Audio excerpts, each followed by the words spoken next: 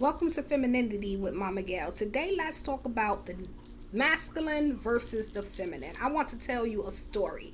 This story comes from the Bible. You don't have to be spiritual, you don't have to be holy, you don't have to be religious or anything of that nature to get this story. The point is, we're talking about the masculine and the feminine. There are two women in the Bible in 1 Samuel chapter 1. They are introduced where one's name is Puninnah or Puninnah, some people pronounce it, and the other one's name is Hannah, and they're both married to a man named Elkanah. Now you know it's drama straight off the door when you have two women married to the same man. Well, Puninnah was able to have children. She kept pouring out children, just blessing her husband with children, male children, female children, whatever kind of children that she felt like producing. This is what came forward. While Hannah could not have any children. Hannah was barren. Hannah prayed. She was the first wife. She was the favorite wife. The only reason why Elkanah went and took another wife is because Hannah could not produce and give him an heir. And in the Bible days, it was important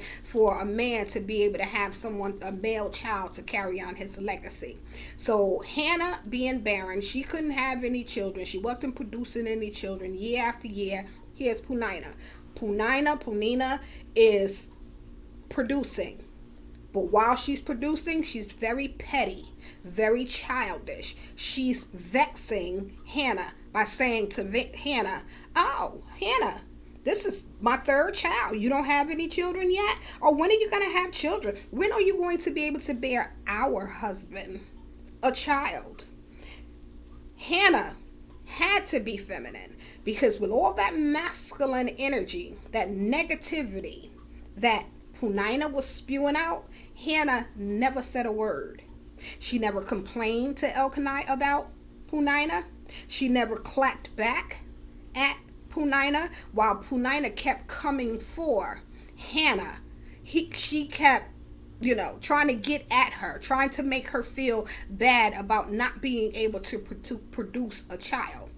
All of that masculine energy, all of that I'm gonna get you, all of that, you may be the favorite wife to Elkanah, but I'm the one that's giving him what he needs. It's going to be my child that's going to be heir. You may be the favorite, you may be the first wife, but this, that, and the other. You see all that masculine energy, all that masculine controlling, I'm gonna get you, I'm gonna vex you. Instead of Puninnah being in a position where she said she's going to flow from her feminine energy and say, this is my sister. This is my sister wife.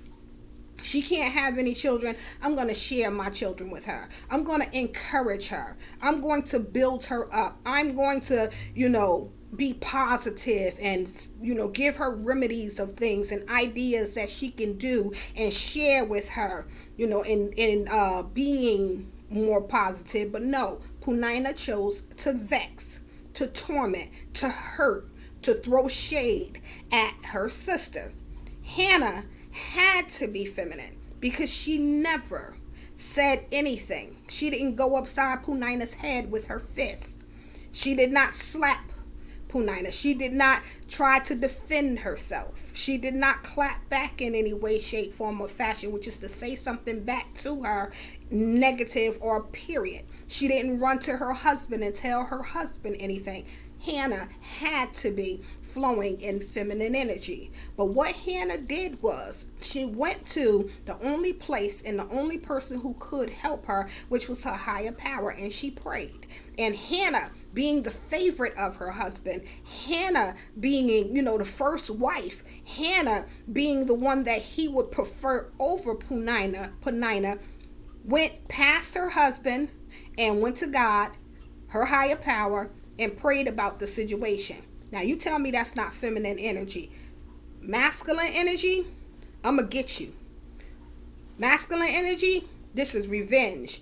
Masculine energy, I'm gonna hurt your feelings. Everything Puninnah did and was, it showed nothing but masculine energy. I'm gonna torture you. I'm gonna make you feel bad. The one thing that you want that I have, you're never gonna get it. I'm gonna make sure that you never had it. I'm gonna make you feel bad. I'm gonna devalue you. I'm gonna make you feel worthless, things of that nature. Masculine energy. I dominate this place. I dominate this space. I give him I'm the one. My son will be. Masculine energy.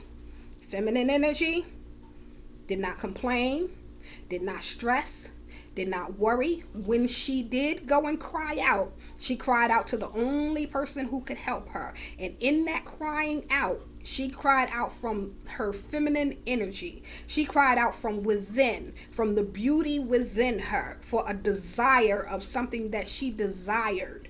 From the desire, the passion, the love, to create. She knows that she's a creator. She knows that it's in her to create. She was built to create. Her body is built to receive. Her body is built to hold the sperm, to penetrate the egg and to bring forth and produce life.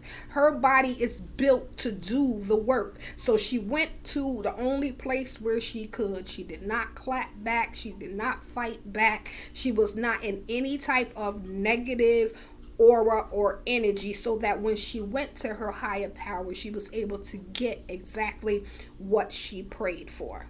Now, there's also a part where Hannah did go to her husband and explain to her husband that she wanted a male child. And instead of the husband being sympathetic towards Hannah's need, as a man, he flowed in his masculinity because he already had sons by Puninnah. He already had what he needed from Puninnah, but he wasn't sensitive to the femininity, to the feminine side, the woman side. I must give birth, the birthing side of Hannah, because he already had. So he says to Hannah, aren't I better to you than 10 sons? You already have 10 sons by Puninnah. I don't have any, but you're not sensitive to the fact that I don't have any children.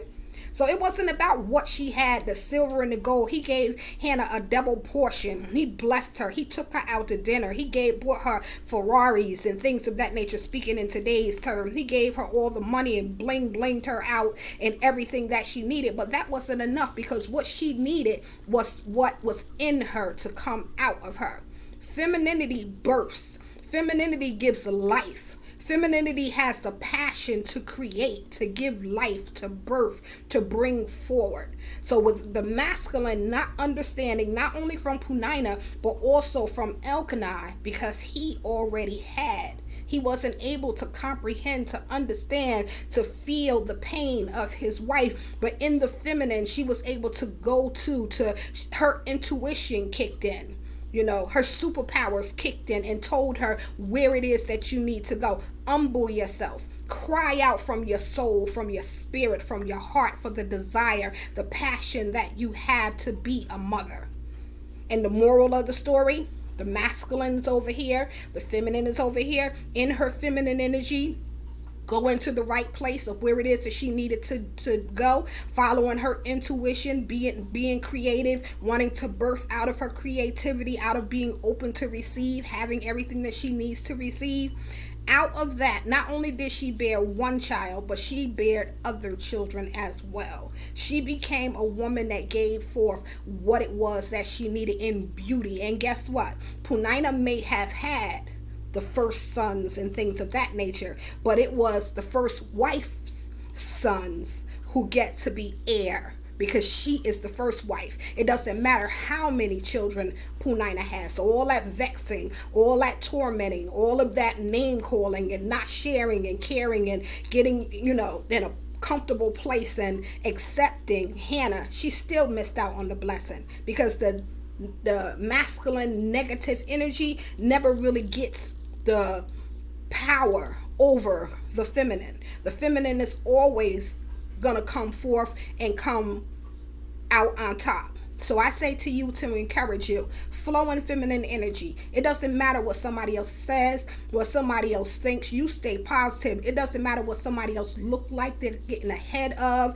They're getting in front of you. They may, be saying this. They're not treating you well at the job. You're flowing in feminine energy. People are taking advantage of you and things of that nature because they think that you won't speak up and things of that nature. But you continue to flow and continue to be. Don't be a doormat and allow people to just say and do what they want to do to you. But you don't respond in the same way that the masculine does. You handle things through your feminine energy, through your feminine superpowers. Sometimes silence is golden.